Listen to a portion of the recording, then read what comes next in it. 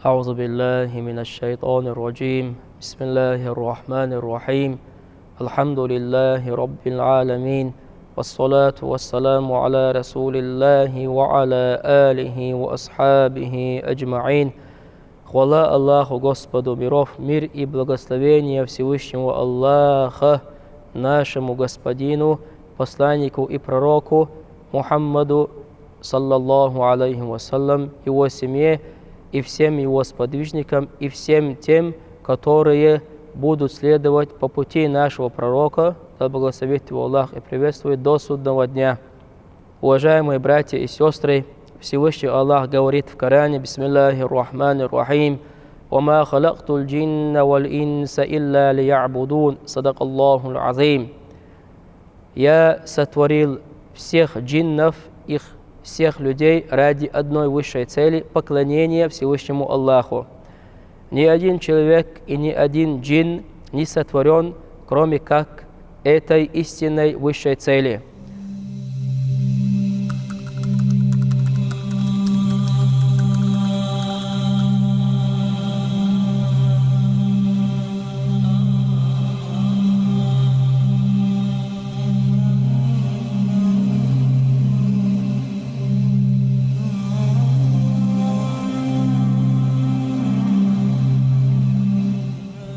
Однако не все люди как следует поклоняются Всевышнему Аллаху, не говоря уже о том, что некоторые люди даже не веруют Всевышнему Аллаха. Какое же наказание ждет человека, который не верует Всевышнему Аллаха? Можно сказать, что этот человек уже получил наивысшее наказание от Всевышнего Аллаха. Неверие, невежество, можно сказать, это и есть граница высшего наказания от Всевышнего Аллаха в этом мире. Главная цель людей в исламе – служение и поклонение единому Аллаху, выражающееся в подчинении Его воле и выполнении Его предписаний. Это стремление к достижению духовного очищения и совершенствования, а также поддержанию высоких нравственных принципов и сохранению самоуважения.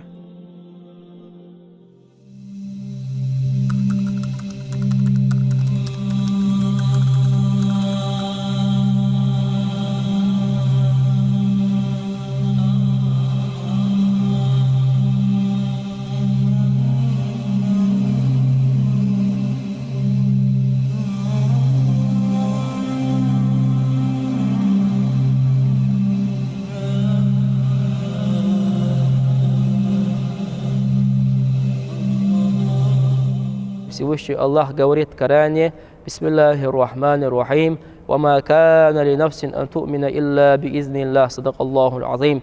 Ни одна душа, ни одно сердце, ни один разум не уверовал во Всевышнего Аллаха, кроме как с его дозволения, кроме как с дозволения Всевышнего Аллаха. И размышляя над этим аятом, мы все понимаем, что все те люди, которые не веруют Всевышнему Аллаха и не делают Ему достойного поклонения, они уже получили, как мы сказали ранее, наивысшее наказание от Всевышнего Аллаха. Потому что неверие, невежество, в которой они находятся, значит, Всевышний Аллах не пожелал им благословения своего. Сообщается, что однажды один очень богатый и надменный человек из числа сынов Израилевых преградил Мусе, алейхиссалям, дорогу и, издеваясь, сказал: «Эй, Муса, куда ты снова идешь?» Муса, алейхиссалям, ничуть не растерявшись, сказал: «Я иду к горе Синай, чтобы говорить с моим Господом».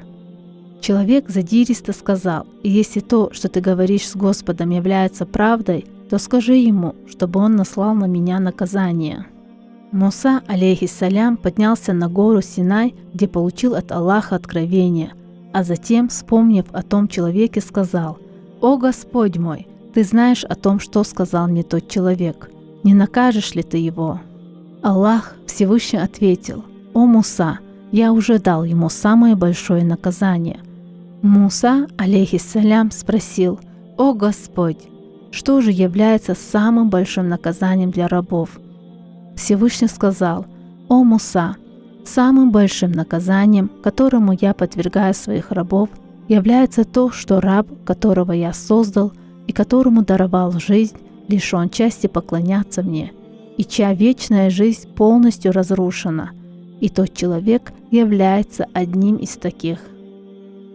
Однако Всевышний Аллах дает наказание, не ограничивается маленькими наказаниями для тех людей, которые пренебрегают словами и религией Всевышнего Аллаха.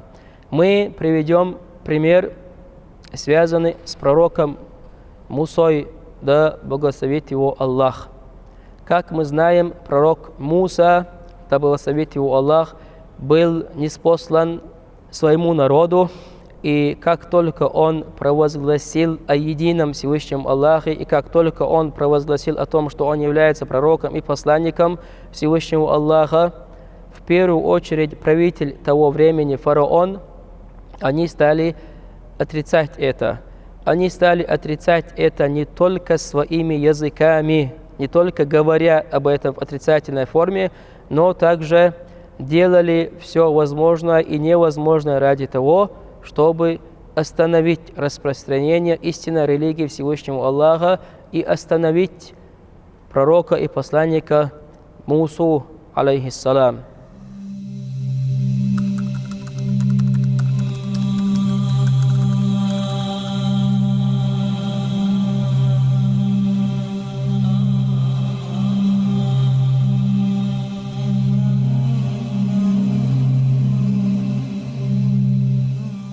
Правитель того времени, фараон, который возомнил себя истинным правителем и который начал думать о том, что все в его руках, он начал забывать, и он забыл о том, что истинным правителем на земле и везде является Всевышний Аллах. И лишь по его воле он стал правителем.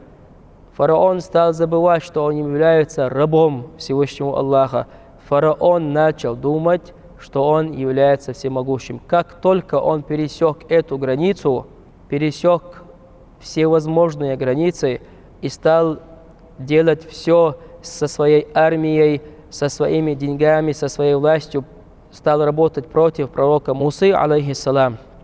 В это время Всевышний Аллах наказал его поистине великим и большим наказанием, который запомнит этот мир до судного дня.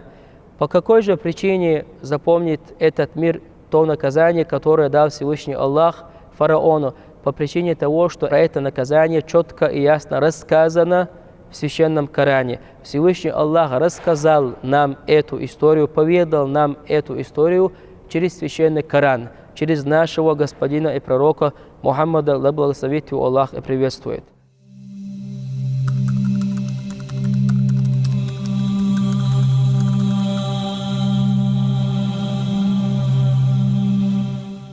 Как только фараон и его войско и вся его свита стали преследовать посланника и пророка, который провозглашал истине, Всевышний Аллах потопил их в море. И сегодня до судного дня тело, останки фараона лежат в музее, и любой человек может лицезреть наказание от Всевышнего Аллаха, которое получил фараон. Наказание Всевышнего Аллаха, которое получил фараон, это достаточный пример для всех нас, размышляющих людей, думающих людей, которые стремятся приблизиться ко Всевышнему Аллаху и которые стремятся, чтобы Всевышний Аллах благословил нас в этом и в другом вечном мире. Для нас этого достаточно этого одного рассказа. Любой человек, который пренебрегает религией Аллаха, любой человек, который пренебрегает словами Всевышнего Аллаха, пренебрегает его религией, без всяких сомнений, если он не отступится от своего пренебрежения, если он не сделает таубу, его ждет такое же наказание. Наказание его ждет не только в этом мире, но и в мире вечном.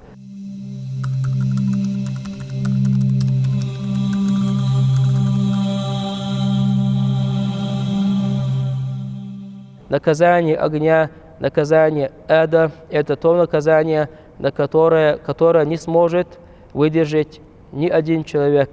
Потому что многие ученые ислама, праведные предшественники сказали, что из 7 степеней ада самая низкая степень, если сделать дыру, самую маленькую дыру, которую может сделать человек по воле Всевышнего Аллаха, доли секунды бы хватило, чтобы уничтожить этот мир и все живое, которое находится в этом мире, чтобы оно сгорело из-за сильной жары, из-за сильного огня, который вышел бы через эту маленькую дырку. В таком случае, и если подумать, это низкий по своей суровости ад из 7 адов, которые сотворил Всевышний Аллах. Как мы знаем, мы не можем в этом мире даже доли секунды выдержать огня спички, которые мы бы поднесли к своему телу, к мизинцу, например, к пальцу руки, самому маленькому. И как же мы, если подумать, можем выдержать другое наиболее высшее наказание, если человек создан слабым, если мы не в состоянии выдержать наказание даже в этом мире.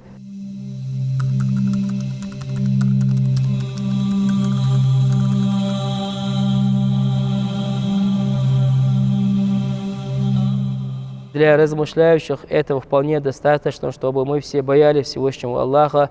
История фараона, связанная с пророком Мусой, алейхиссалям, вполне, как мы подчеркнули ранее, достаточно для людей размышляющих. Пусть Всевышний Аллах в этом вечном мире оберегает нас от всякого наказания, которое исходит от Него. Алхамдулиллахи Раббил Аламин.